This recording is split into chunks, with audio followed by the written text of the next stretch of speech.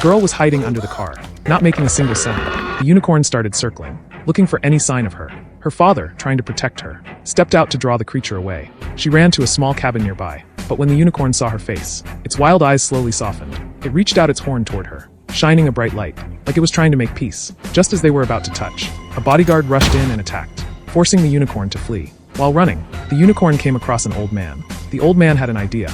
He tried a ritual from the legends, lifted his hand, silently asking to touch the unicorn's horn. To the unicorn, this was a gesture of trust. It lowered its head, bringing its horn close to him. But in next second,